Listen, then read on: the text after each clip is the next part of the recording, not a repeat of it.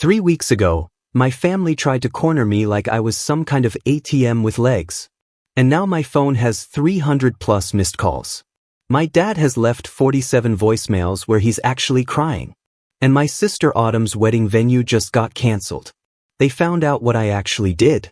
And honestly, I've been waiting years for this moment. Let me back up because you need to understand this family to understand why I'm not even a little bit sorry. I'm 31. Autumn is 28. Our whole lives, the family math has been simple. Autumn is the princess and I exist to make her life easier. When we were kids, my parents, Clark and Pauline, told me constantly that boys need to work hard while girls need to be protected. Autumn got dance lessons, private tutoring, a car at 16. I got a job at 14 and was told my college fund went toward her braces and summer camps.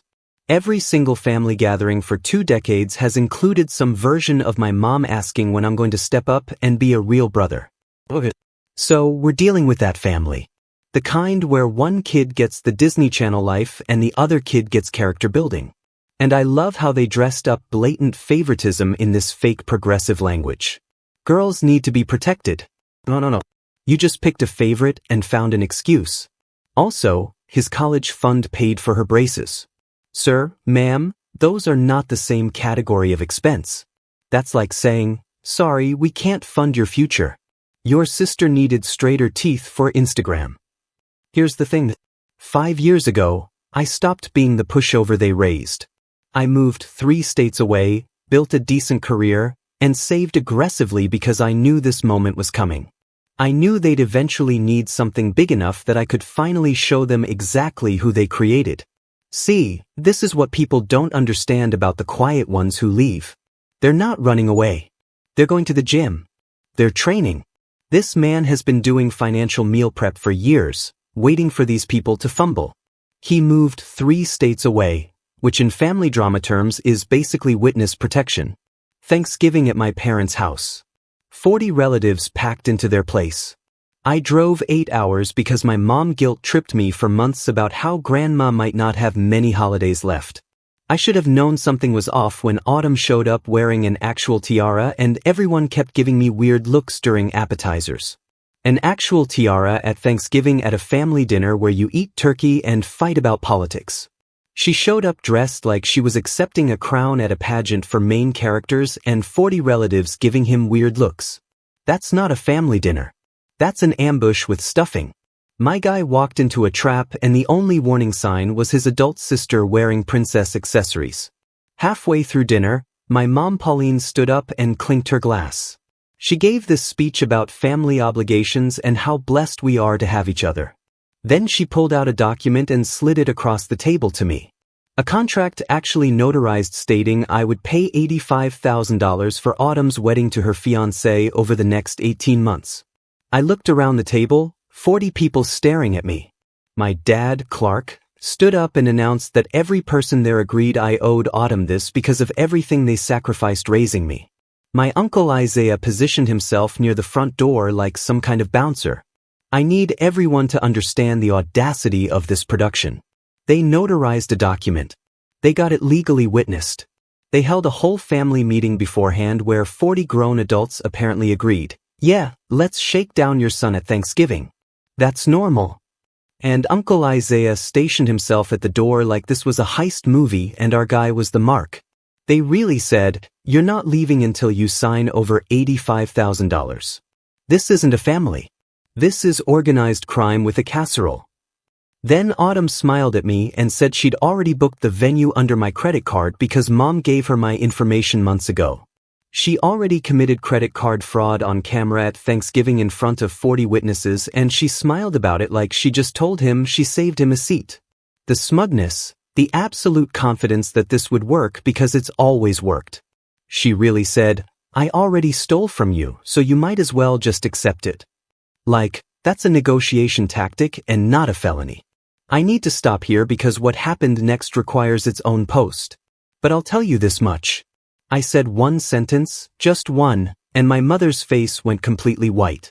The room went from smug to panicked in about 3 seconds. That was 3 weeks ago. What I did after I left that house has now officially destroyed my sister's wedding plans and put my parents in a situation they absolutely did not see coming. Update 1. Alright, the comments on my last post were wild. And a lot of you guessed close to what happened. Let me tell you about that sentence and what went down after.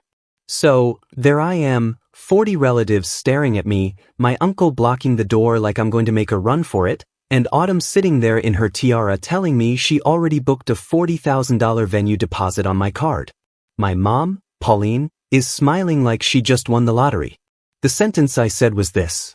I told them I froze that credit card 2 years ago after mom tried to add herself as an authorized user without asking me. Yo, 2 years. This man has been playing chess while they were playing Candyland. His mom tried to commit fraud 2 years ago and instead of confronting her, he just took notes, set up alerts, and waited. That's not a grudge. That's an investment.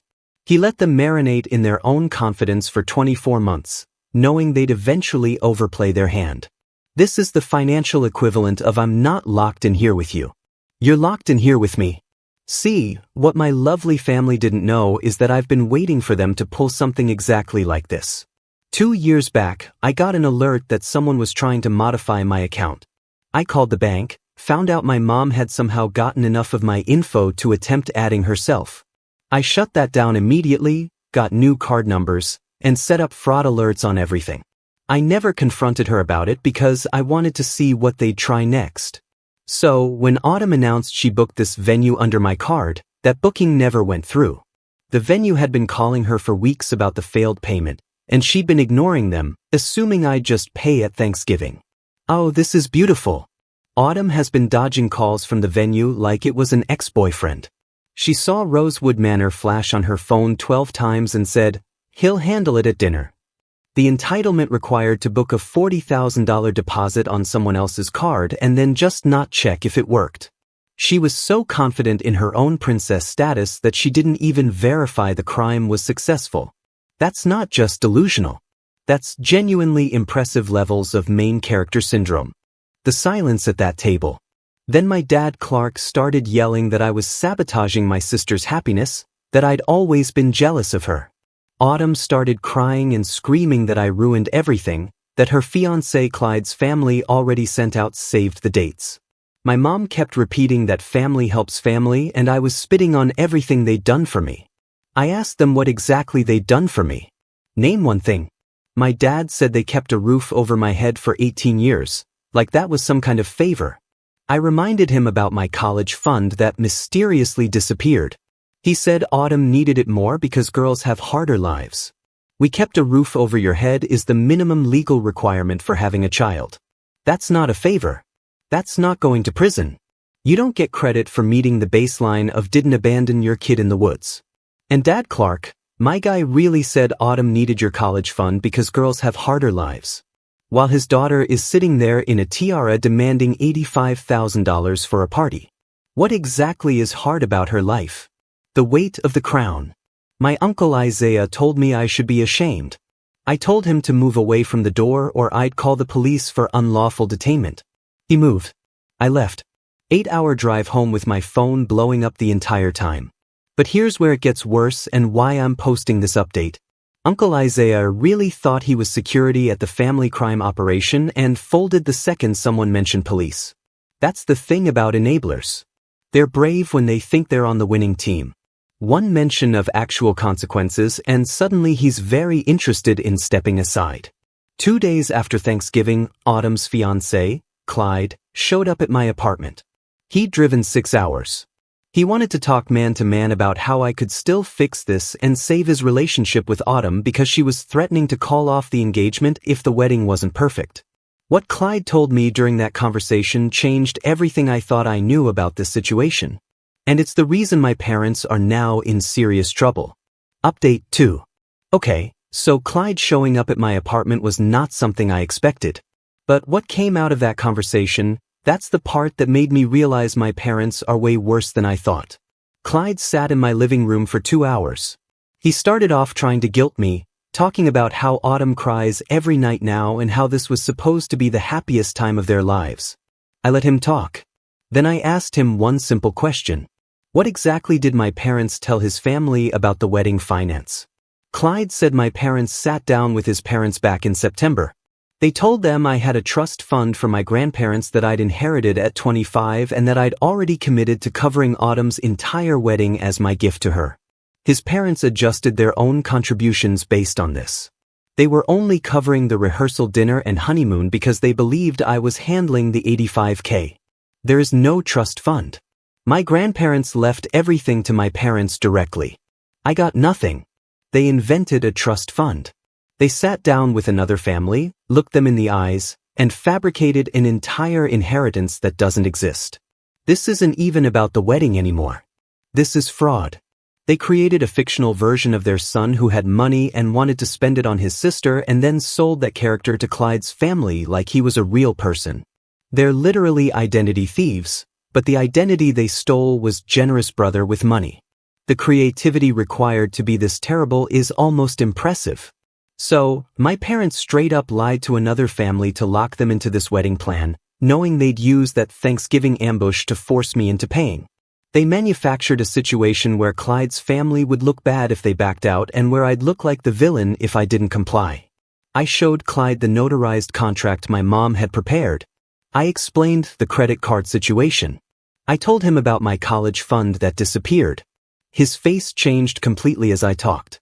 He'd had no idea about any of this. Autumn had always told him I was the difficult one, the one who abandoned the family, the one who refused to help with anything. You can always tell when someone's entire worldview is collapsing in real time. Clyde walked in ready to defend his fiancée and walked out realizing he'd been dating a lie with a tiara. The difficult one who abandoned the family. Yeah, he abandoned them the way an escape pod abandons a sinking ship. And now Clyde is sitting there doing the math on every story Autumn ever told him. My brother is so selfish, suddenly has a question mark next to it. After Clyde left, I made a decision. I wasn't going to sit back and let my parents control this narrative anymore. I got my cousin Josie's number from my phone. She'd been at that Thanksgiving dinner sitting in the corner looking uncomfortable the whole time. I asked her if she could get me contact information for Clyde's mother. Josie asked what? I told her I wanted to have an honest conversation about what my parents had promised them. Josie sent me the information that same night. What happened when I reached out to Clyde's mother put my parents in a position they never expected. And that's when Clark and Pauline finally realized they couldn't spin their way out of this one. Final update. This is the last one. And yeah, it's as satisfying as you're hoping. I messaged Clyde's mother through Facebook, introduced myself, explained I was Autumn's brother, and asked if we could have a phone conversation about the wedding finances. She agreed immediately because she was already confused why the venue was suddenly demanding a new deposit. That call lasted an hour and 40 minutes.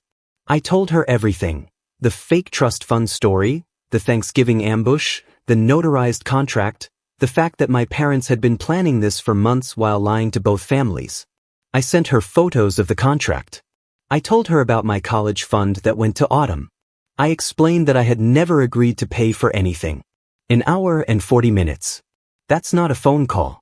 That's a documentary. That's enough time for Clyde's mom to go through every stage of grief twice.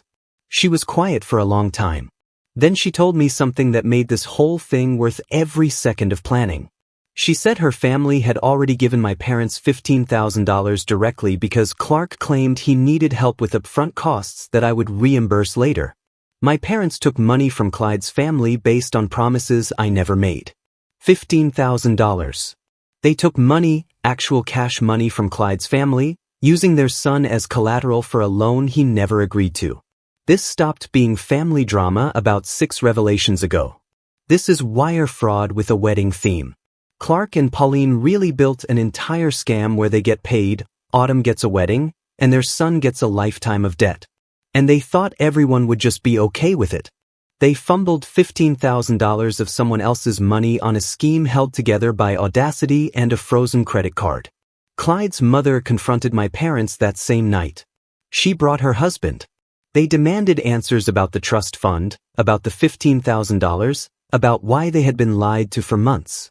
My parents tried to spin it, tried to say I was the one who backed out of promises, But Clyde's mother had the screenshots of our conversation.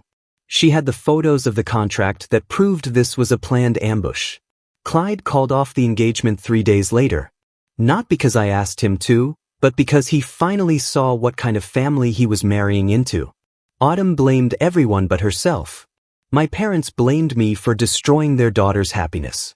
Clyde saw the light and chose himself.